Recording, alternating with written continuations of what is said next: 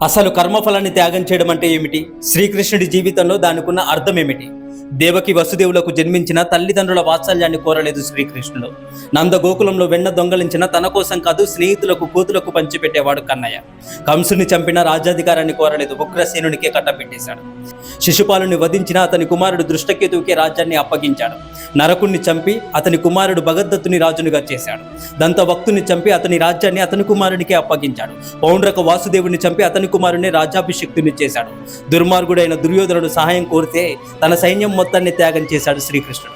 నాకేమిస్తావని అడగలేదే. పాండవులకు ఎంతో మేలు చేసినా, యుద్ధంలో ఎంత సహాయపడినా తానేమి ఫలితాన్ని కోరుకోలేదు శ్రీకృష్ణుడు. రాజ్యంలో వాటా కోరలేదు. రథాన్ని తోలే పని అప్పగించిన పనిని శ్రద్ధగా సక్రమంగా నిర్వర్తించాడే కానీ ఏ ఫలితాన్ని ఆశించలేదు కన్నయ్య. ఇంత చిన్న పని అని కూడా అనుకోలేదు.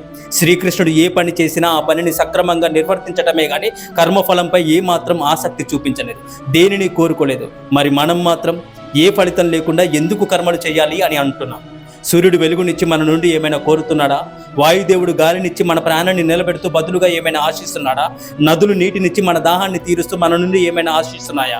భూమి మనకు ఆధారంగా ఉండి పంటలనిచ్చి మన నుంచి ఏమైనా కోరుతున్నదా?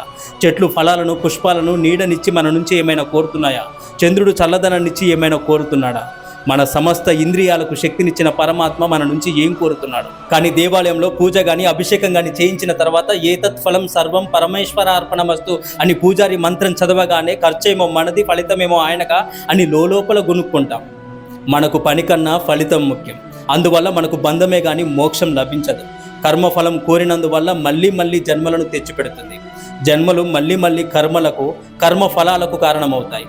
కర్మ, ఆ తర్వాత కర్మఫలం, ఆ తర్వాత జన్మ, మళ్ళీ కర్మ, మళ్ళీ కర్మఫలం, మళ్ళీ జన్మ. ఇలాంటి జనన మరణ చక్రంలో మనిషి తిరుగుతూనే ఉంటాడు. మరి ఈ కర్మ సుడిగుండం నుంచి బయటపడే మార్గం ఏమిటి? కర్మను వదిలేయడం కాదు, కర్మ ఫలాన్ని వదిలేయడం నేర్చుకోవాలి. సర్వం శ్రీకృష్ణార్పణమస్తు, సర్వం రామార్పణం, సర్వం శివార్పణం, సర్వం భగవదార్పణం అని అనటం నేర్చుకోవాలి. మన ఇంట్లో చేసే ప్రతి చిన్న పని నుంచి మన చేతులతో చేసే సేవ వరకు, మన నోట్లోకి వెళ్ళే అన్నం వరకు ప్రతి కర్మను ఆ భగవంతుడికి అర్పించడం నేర్చుకోవాలి. అదే శ్రీకృష్ణుడు మనకు నేర్పించిన కర్మధర్మం. ఓం నమః శివాయ. హరే కృష్ణ. మీకు ఈ వీడియో నచ్చితే ఓం నమః శివాయ అని కమెంట్ చేయండి.